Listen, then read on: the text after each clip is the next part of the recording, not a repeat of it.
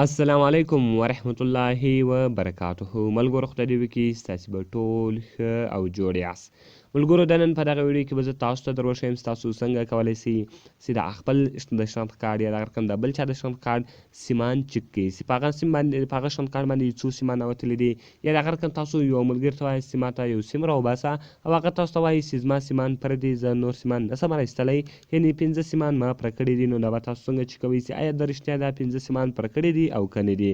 نو ملګرو په دغه ویډیو کې به زه تاسو دغه طریقه درښیم که چیرې غواړئ چې دغه طریقه ځان ته معلومه کړئ نو ویډیو خامخا موږ سره تر پایه وګورئ او ویډیو د سره لایک کړئ له خپل ملګرو سره شیر کړئ او د دغه رقم نورو ښایسته ویډیوګانو لپاره نو چینل سبسکرایب کړئ.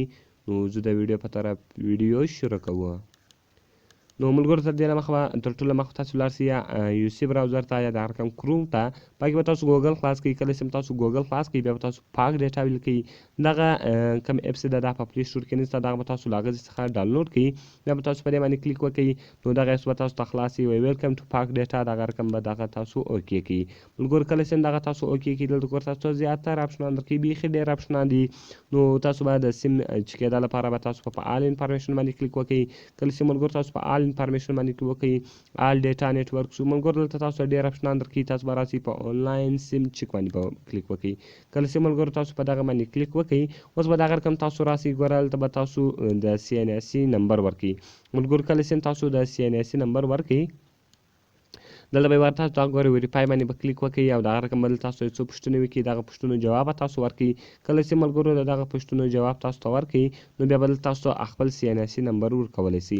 نو ګوره ملګرو تاسو وایئ چې کراس والک ماته راوښیاست یعنې چیرې کراس والک کېږي ملګرو تاسو به دا ور وښیاست. کله چې ملګرو دغه ور وښیاست دلته به بیا تاسو ته اجازه درکړي چې تاسو اوس کولی شئ چې دغه وکړئ یعنې خپل سیم نمبر ورکړئ یعنې د سی ان اس سی نمبر ورکړئ.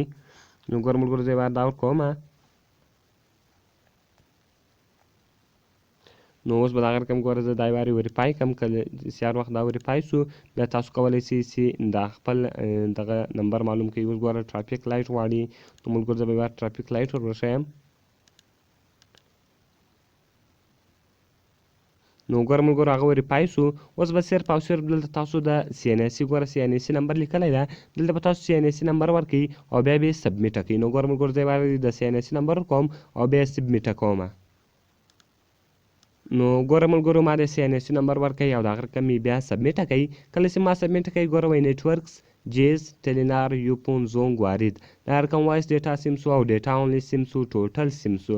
ګوره ملګرو وایي تا د جیز 2 سیمان ایستلي دي نو ډیټا سیم نه در ایستلی هغه د وایس ډیټا سیمان دي. نو ملګرو 2 دانې دي په جیز را ایستلي دي ټلینار 0 ده د هر رقم یوپون 0 ده او د زونګ دي 3 سیمان ایستلي دي وایرید 0 ده. نو ټوټل سیمان دي 15 را ایستلي دي دلته هم ټوټل 15 دي. نو ته نشئ کولی چې نور سیمان وباسئ. نو د هغه رقم د هر چا د شناخت کارډ باندې تاسو کولی شئ چې تاسو د هغه سیمان چک کړئ چې هغه څو سیمان را ایستلي دي. ملګرو په دغه طریقه تاسو کولی شئ چې د هر چا ډیټاپیس وګورئ. ملګرو هغه ټول دلته تاسو کولی شئ. نو ملګرو ډېر ښایسته او خوندور اپلیکیشن ده باید ټول یې په خپل موبایل کې خامخا انسټال کړئ. نو ملګرو کوم ویډیو خوښ شوي ویډیو سره لایک کړئ له خپل ملګرو سره شیر کړئ او د هغه رقم نورو ښایسته ویډیوګانو لپاره نو چینل سبسکرایب کړئ. نو ملاویږو په نورو ښایسته ویډیوګانو کې. د خدای په امان.